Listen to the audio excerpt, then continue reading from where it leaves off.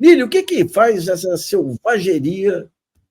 Não dá para generalizar, obviamente, mas pegando aí as grandes estrelas do futebol. Boa noite, Nassif. É um prazer estar aqui. Gosto muito de você, do programa, da Mariana, então é uma honra para mim estar aqui. Pois é, Nassif, eu acho que talvez dê sim para a gente generalizar. Porque, assim, uma sociedade que estupra uma mulher a cada 8 minutos, isso em números muito subnotificados, porque nem todo mundo denuncia, a maioria não denuncia. Então, as estatísticas dizem assim que essas subnotificações, elas são da ordem de 9 vezes. A gente está falando de uma mulher estuprada a cada 30, 40 segundos. É isso, mais ou menos, né? 3 assassinadas por dia por maridos e ex-maridos. Não é assassinadas assim num assalto ao banco. É assassinadas por alguém que elas achavam que era da vida delas, né? Então a gente está falando de uma epidemia. E o futebol não escapa disso, né? Então, tudo que está acontecendo na sociedade acontece também no futebol. É que antes a gente não falava disso. Infelizmente, Nassif, o que a gente está vendo é esses assuntos. Tudo bem, o Daniel Alves está punido, é uma grande coisa. Eu considero, sim, um grande passo. Mas eu estou vendo as pessoas num debate acalorado sobre a dosimetria. 4 anos e meio, deveria ser 9, deveria ser 10. Eu preferiria saber que ele vai ficar 1 ano preso e sair reformado do que ele vai ficar 10 e sair achando que ele é uma vítima, que ele não fez nada.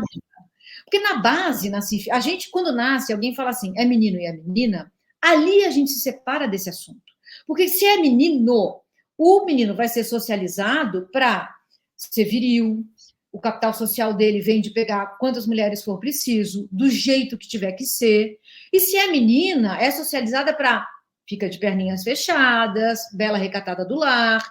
Se você se comportar como um homem, você vai ser chamada de vadia. Então, de cara, a gente está falando de coisas diferentes. O homem que vai e participa de um estupro coletivo numa boate, como o Robinho, por exemplo, ele acha que ele foi numa noite de farra. Para a gente é a morte. Pode morrer literalmente, mas é uma morte simbólica. Porque todas nós que já fomos estupradas, abusadas, assediadas, a gente morre. A gente morre em vida, né? Existem muitas mortes em vida. Então, a gente está falando de coisas diferentes, me parece. É por isso que a gente fica assim, as mulheres berrando de um lado, olha para a gente está morrendo, a gente não está aguentando, e os homens dizendo, deixa de ser chata, para com esse mimimi. Então, a punição é boa, mas se ela não vier com educação, Nassif, a gente não vai mudar o mundo prendendo um estuprador por vez. Tá. É gozado. Tem uma história de um fundador do cursinho Equipe. Agora esqueci o nome dele aqui, alguém me lembra aqui. Ele estava na casa dele, um sobrado dele, ouviu gritos na rua, ele abriu a janela, era uma moça que estava com um sujeito que estava pinicando ela com a faca. Ele saiu correndo para defender a moça, daí ela voltou, ela aproveitou o momento, saiu correndo, entrou na casa dele, fechou a porta, subiu até o quarto dele, toda ensanguentada, lá deu um susto em todo mundo aí. Daí, quando chegou a polícia, ela não quis denunciar o agressor. Tem uma dependência econômica, financeira, psicológica aí que é um horror, que é um horror. E se a gente denuncia, a gente sabe que a gente vai para o banco do réu. Porque uma sociedade que educa meninas para não se deixarem estuprar, mas não diz para os meninos não estuprem, está dizendo para a gente assim, você é a culpada. Se você acontecer com você, a culpa é sua. A sua saia estava muito curta, o seu decote estava muito grande, você estava na rua na hora errada, você bebeu demais, você se colocou nessa situação. Então, se você denuncia, você é a culpada. Na delegacia, Nassif, a gente precisa repetir o que houve dezenas, centenas de vezes. Ninguém quer passar por isso centenas de vezes, porque eles querem achar o miligrama do erro. Não, mas você falou que era 11h50 e era 11h45. Está mentindo. Esse tipo de coisa. Essas delegacias de mulheres aí ajudaram um pouco aí? Ou como é que você vê? Eu acho que ajudaram um pouco, mas houve um primeiro investimento e depois não houve mais. Por exemplo, o caso do Daniel Alves na Espanha. Existe agora um protocolo, né? O Daniel Alves só foi condenado porque o protocolo foi respeitado. A vítima foi colocada imediatamente isolada, a polícia feminina chegou muito rapidamente, os policiais homens estavam instruídos a dizer: calma, se você não quiser, você não precisa denunciar, mas vamos te escutar. Então, todo o protocolo foi instalado de imediato, por isso encontraram o esperma, por isso as provas foram tão quentes. Porque o que acontece é que, normalmente, depois de um mês, a mulher fala: tá bom, eu vou falar, eu vou até a delegacia. Mas aí você já não tem tantas provas, sabe? Então, esse protocolo virou uma lei no Brasil agora, né? A lei do não é não. Na Espanha é um pouco diferente, é a lei do só sim é sim. E é uma diferença importante, porque só sim é sim fala de consentimento. E não é não, não fala de consentimento. Mas já é um passo, Nassif. Você tem algo que é banalizado, é o seguinte: a moça vai lá, está a fim de transar com o rapaz, em um determinado momento ela não quer, fala o não. E não é, em muitos casos não é considerado estupro, não. Você deu corda até tal ponto. É. Mas até no caso, por exemplo, do Daniel Alves, existem câmeras que mostram a mulher dançando sensualmente. Nessa sociedade machista e misógina, é o suficiente para culpar a mulher. Você queria dar para ele. Olha só como você estava dançando. Isso não tem nada a ver, é a maneira de se expressar. Ela pode até ter querido, ela pode até ter dito, quero. Mas aí, em algum momento, ele foi violento, ela falou, gente, isso aqui não está legal, não quero mais. Então, tem várias camadas, sabe, Nassif, que a gente não foi treinado para enxergar. Muito pelo contrário, né? O homem é treinado para pegar e a mulher é treinada para correr. Então, a gente está de saída falando de coisas muito diferentes. Uma mulher que é sexualizada, ela é colocada na chave, na categoria da puta. E só tem santa e puta. Essa sociedade não enxerga a gente em nenhum outro lugar. E a gente pode ser santa e pode ser puta. A gente pode acordar querendo ser santa e à noite a gente quer ser puta. Tanto faz.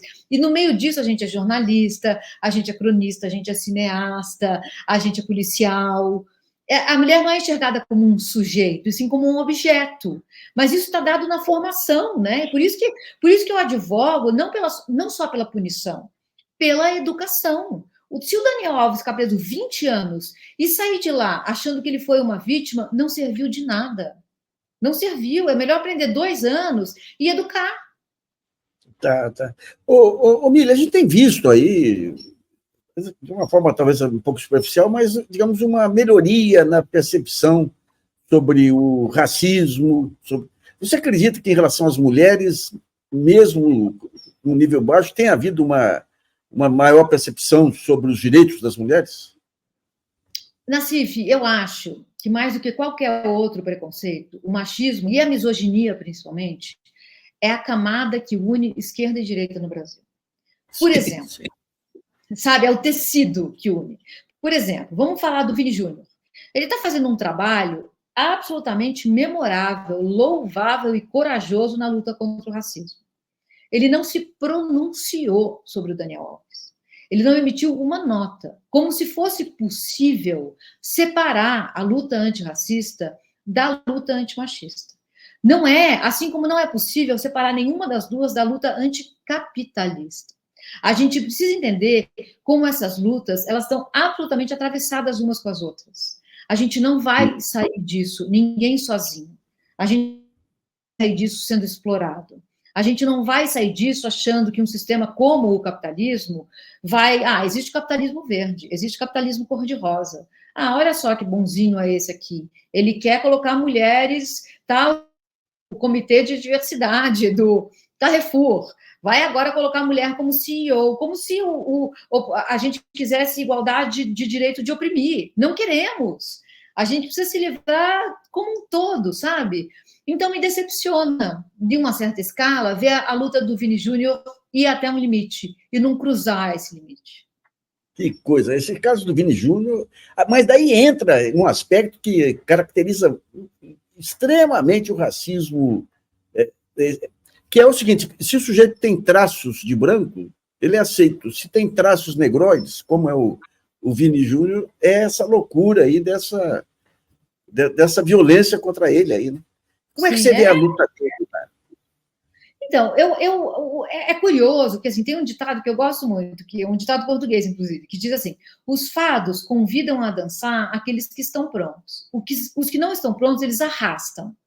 O Vini foi arrastado para essa luta. Ele não queria, não era dele, mas ele falou, gente, assim, o que eu estou vivendo, eu não quero que ninguém nunca mais viva. E ele foi. E ele arregaçou a manga e falou, essa luta é minha também.